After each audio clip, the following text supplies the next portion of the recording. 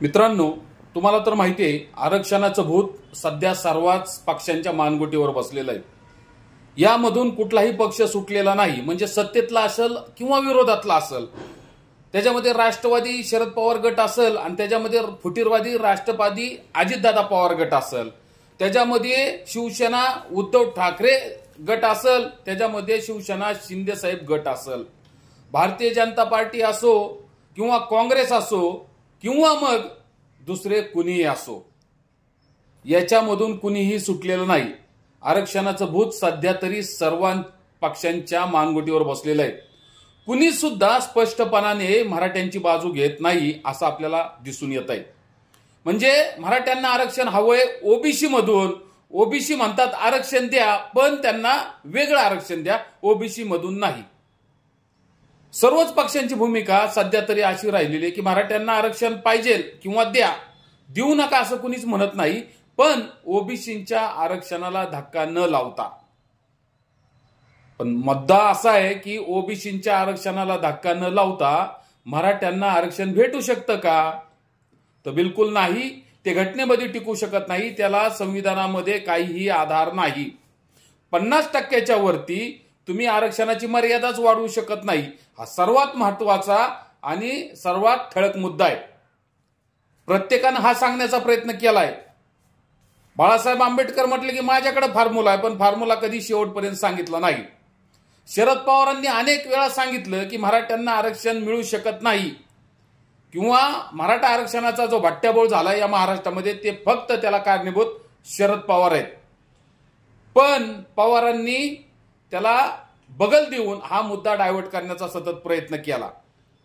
वारं मराठ्यांच्या डोक्यात सध्या गोंगावत राहिले की आमचं नुकसान हे शरद पवारांनी केलंय।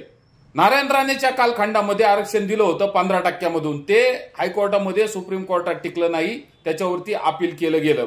नंतर देवेंद्र फडणवीसच्या काळामध्ये हा मुद्दा पुन्हा ऐरणीवर आला। देवेंद्र फडणवीसांनी सुद्धा 10% आरक्षण दिलं, परंतु ते आरक्षण सुद्धा हायकोर्टमध्ये त्याच्यावरती अपील केलं गेलं, त्याला ते सुद्धा टिकलं गेलं नाही। म्हणजे मुद्दा हा आहे की फडणवीसांनी आरक्षण दिलं पण ते टिकलं नाही। आणि आता पुन्हा जेव्हा उठाव आंतरवली सराटीमधून जेव्हा झाला मनोज जरांगे पाटील यांच्या नेतृत्वाखाली, त्यावेळेस आरक्षण देऊ असं मुख्यमंत्री एकनाथ शिंदे यांनी सांगितलं। जरांगे पाटलांच्या वेळेस जो एकनाथजी शिंदे साहेब यांनी जो मसुदा आणला, जो कायदा पारित करतो म्हणून सांगितलं, जो विधानसभेमध्ये मांडू असं सांगितलं, परंतु तो मांडला गेला नाही आणि त्याला कायद्यामध्ये तो रूपांतरित केला नाही। म्हणून सगळ्या सोयऱ्यांचा जो जीआर काढला, तो जीआर गेला कुठं? त्या जीआरवर अंमल का केला गेला नाही? हा सर्वात कळीचा मुद्दा या ठिकाणी उपस्थित होतोय। आणि त्याच्यावर तुमच्या लक्षात येईल की खासदारकीच्या निवडणुका त्या मुद्द्याच्या आधारावरती लढल्या गेल्या, परंतु मराठ्यांकडे दुसरा पर्यायी रस्ता उपलब्ध नसल्यामुळं त्याचा फायदा हा महाविकास आघाडीला झालेला आपल्याला पाहायला मिळून येतो। भारतीय जनता पार्टी त्यांच्या खासदारांना पाडायचं हे मराठ्यांनी ठरवलं। मराठ्यांची काय ताकद आहे, मराठा काय करू शकतो हे दाखवण्यासाठी, या सत्तेतील मस्तवाल लोकांना वटणीवर आणण्यासाठी, त्यांना दाखवण्यासाठी खऱ्या अर्थानं महाविकास आघाडीला पर्यायीनं पाठिंबा द्यायला लागला आणि महाविकास आघाडीचे खासदार निवडून गेले। परंतु निवडणुका संपल्या, आता जे खासदार मराठ्यांमुळे सत्तेमध्ये आले, खासदार झाले, त्यांनी तरी किमान त्यांच्याकडून अपेक्षा आहे की त्यांनी तरी म्हणायचं की मराठ्यांना आता ओबीसी मधून आरक्षण मिळालं पाहिजे। आता जे मराठ्यांच्या मतावर निवडून गेलेत खासदार, ते मुख गिळून गप्प बसलेत। म्हणजे फक्त आणि फक्त स्वार्थापोटी, मतापोटी, सत्तेपोटी, लोभापोटी मराठ्यांच्या मतांचा वापर केला जातोय आणि मराठ्यांचा जो आरक्षणाचा मुद्दा आहे तो मात्र तसाच राहतोय, मागे पडतोय। म्हणून पुन्हा एकदा आता आमदारकीच्या वेळेस, किमान ह्या विधानसभेच्या निवडणुकाच्या वेळेस महाराष्ट्रातील मराठ्यांनी एक गोष्ट लक्षात घेतली पाहिजे की आपले धड सत्तेतले पण नाहीत आणि आपल्या फायद्यासाठी विरोधातले पण नाहीत। आपल्याला मदत करणारे शरद पवार पण नाहीत आणि आपल्याला मदत करणारे एकनाथ शिंदे सुद्धा नाहीत। मराठ्यांना कुणीही मदत करणारं, मराठ्यांचा वाली कुणीही नाही। आपली मन फक्त वळवण्याचा प्रयत्न केला जातोय, आपल्याला फक्त गृहीत धरलं जातंय आणि आपल्यासाठी फक्त जिव्हाळ्याचं आपुलकीचं नातं तयार केलं जातंय। मराठ्यांसाठी आम्ही कसं काम करतोय किंवा येणाऱ्या काळामध्ये आम्ही मराठ्यांच्या बाजूने कौल कसा देणार आहे हा सांगण्याचा आतोनात प्रयत्न दोन्ही साईडचे राज्यकर्ते करताना आपल्याला पाहायला मिळून येतात आहे। स्पष्टपणाने भूमिका कुणीही घेत नाही। मराठ्यांना आरक्षण ओबीसीतून मिळालं पाहिजे अशी भूमिका स्पष्टपणानं कुठलाही आमदार आणि कुठलाही खासदार मांडताना आपल्याला पाहायला मिळून येत नाही। आपण ज्याला निवडून देणार तो त्यांच्या बाजूने सत्तेमध्ये जाणार, स्वतःच्या फायद्यासाठी स्वतःच्या सत्तेच्या स्वार्थासाठी तो त्या बाजूने उडी मारणार आणि आपला प्रश्न मात्र नेहमी तसाच लोंबकळत राहणार। म्हणून बांधवांनो, आपण आता विचार करूनच या ठिकाणी मतदान केलं पाहिजे। जरांगे पाटील किती जरी म्हणत असले की आपण आता आपले उमेदवार उभे करायचे, परंतु ज्यांना आपण उभे करणार आहे तेवढे ताकदीचे ते उमेदवार असणार आहेत का याचा सुद्धा विचार व्हायला पाहिजे। कारण आमदारकी लढणं म्हणजे एवढ्या सोपी गोष्ट नाही।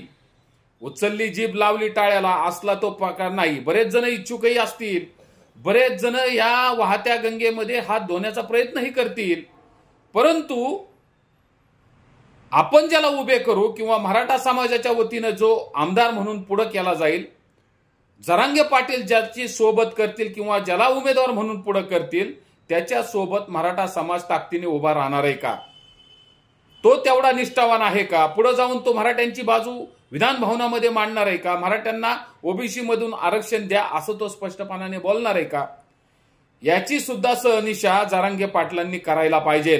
तसं त्याच्याकडून लेखी स्वरूपात घ्यायला पाहिजे। जर तो आमचा मुद्दा विधानसभेत मांडणार नसेल, जर तू मराठ्यांच्या बाजूने उभा राहणार नसेल तर तू लगेच त्या ठिकाणी राजीनामा दिला पाहिजे किंवा तो राजीनामा घेण्याची मुभा हे जरांगे पाटलांच्या हातात राहिली पाहिजे।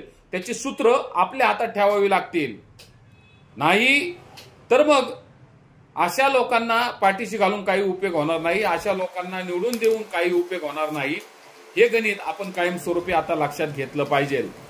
म्हणून हा व्हिडिओ बनवण्यापाठीमागचा उद्देशच तो आहे की आता तरी आपल्या माणसांनी आपल्या धडावर आपलं डोकं ठेवलं पाहिजे, आपल्या डोक्यात आपला मेंदू घातला पाहिजे आणि आपल्या मेंदूवरती आपण सतसत विवेक बुद्धीने चिकित्सा केली पाहिजे। काय खरं आहे काय खोट आहे हे आपण तपासून घेतलं पाहिजे, नाही तर नेहमी आपला वापर होतोय, कोण ना कोण आपला वापर करूनच घेणार आहे। म्हणजे आपण फक्त कटपुतली होतो की काय, कुणाच्या हातातला आपण खेळणं बनतो की काय, हा मुद्दा या ठिकाणी माझ्या समोर उपस्थित होतोय।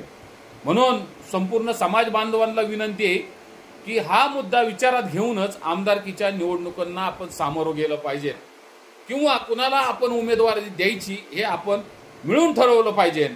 जरांगे पाटील वारंवार म्हणतात की मी समाजापुढे नाही, समाजाला मी आईबाप मानलंय, समाजाचा मी पोरगा आहे, समाजाचंच हित गृहीत धरून मी या ठिकाणी मार्ग करतोय, पण हेकेकरूपणाची भूमिका या ठिकाणी मांडून चालणार नाही।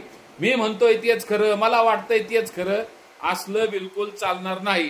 मी म्हणजे समाज असं बिलकुल चालणार नाही। जरांगे पाटलांना समाजाने डोक्यावर का घेतलंय की आमचा नेता कुणीच नव्हता, आमचा वापर हा अनेक लोकांनी करून घेतलाय, आपल्याच काय बाहेरच्या काय सगळ्यांनीच करून घेतलेला आहे, समाजाचा वापर केला जातोय। छत्रपती म्हणून आम्ही उदयन महाराजांच्या पाठीमागे इतके दिवस होतो, छत्रपती संभाजी महाराज म्हणून समाज त्यांच्या पाठीमागे होता, पण हे छत्रपती नेहमी भारतीय जनता पार्टीच्या दावणीला बांधलेले आपण पाहिलेत। यांच्या नेहमी खासदारकीसाठी समाज यांनी दावणीला बांधलाय, भारतीय जनता पार्टीच्या बांधला असं म्हटलं तरी वावगं होणार नाही। म्हणून समाज काय करतोय, गोरगरीब जनतेची, गोरगरीब मराठ्यांची अवहेलना या महाराष्ट्रात मध्ये झाली आणि गोरगरीब मराठ्यांचा आवाज म्हणून आम्ही जरांगे पाटलांकडे पाहतोय। जरांगे पाटलांनी भूमिका घेत असताना सर्वसामान्य मराठ्यांचीच भूमिका या ठिकाणी घेतली, इथून मागल्या काळामध्ये त्यांनी मांडली, पण आता पुढचा येणारा काळ मात्र एकदम विचार करायला लावणारा आणि परीक्षा पाहणारा काळ ठरणार आहे। आपण ज्यांना ज्यांना पुढे करू ते निवडून आले पाहिजे, ते विधानसभेत गेले पाहिजे, मराठ्यांची बाजू त्यांनी मांडली पाहिजे, ही भूमिका पहिल्यांदा या ठिकाणी स्पष्ट व्हायला पाहिजे।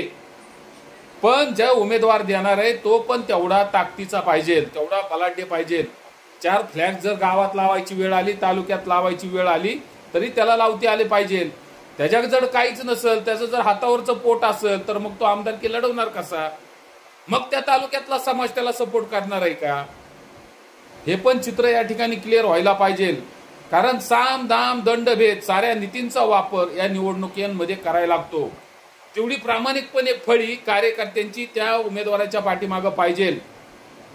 त्या तालुक्यामध्ये जर 5-50 बूथ लावण्याची वेळ आली, पोलिंग एजंट नेमण्याची वेळ आली, तर त्या कार्यकर्त्यांकडे किंवा त्या उमेदवाराकडे त्या कार्यकर्त्यांची फळी पाहिजे. याचा सुद्धा आपल्याला विचार करावा लागेल. म्हणून उमेदवार देत असताना किंवा उमेदवारांची बांधणी करत असताना या गोष्टींचा सुद्धा विचार व्हायला पाहिजे. नुसताच निष्ठावंत आहे म्हणून उमेदवारी दिली असं होता कामा नये. त्याच्याकडे तेवढी ताकद सुद्धा पाहिजे, आर्थिक सुलभता त्याच्याकडे पाहिजे, तरच तो उमेदवारी लढू शकतो, निवडून येऊ शकतो. आणि नंतर निवडून आल्यानंतरचा पुढचा प्रश्न असा राहील की तो मराठ्यांच्या बाजूने विधानसभेमध्ये मराठ्यांच्या बाजूने तो प्रामाणिकपणे आणि निर्भीडपणे उभे राहील असा उमेदवार द्यावा. नाही तर बोलाचा भात आणि बोलाची कडी, आंधळ दळते कुत्रपीठ खाते अशी गत आपली महाराष्ट्रामध्ये होईल. आणि आता का आपण मागे हटलो तर महाराष्ट्रामध्ये इथून पुढच्या काळामध्ये कुणीही आपली बाजू घेणार नाही आणि या महाराष्ट्रामध्ये मराठ्यांचा वाली कुणीही शिल्लक राहणार नाही.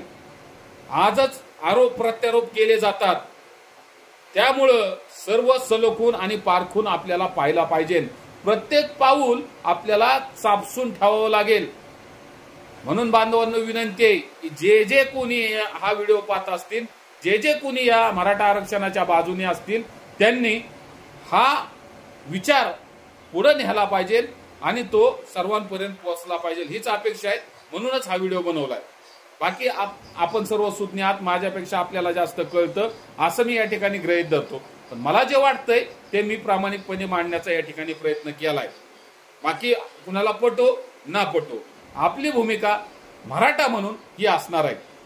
जर आपल्याला मेंदूला पटलं तर आपण मात्र स्पष्टपणाने पूर्ण ताकदीने त्या उमेदवाराच्या पाठीमागं राहण्याचा प्रयत्न करणार आहे, एवढं मात्र नक्की.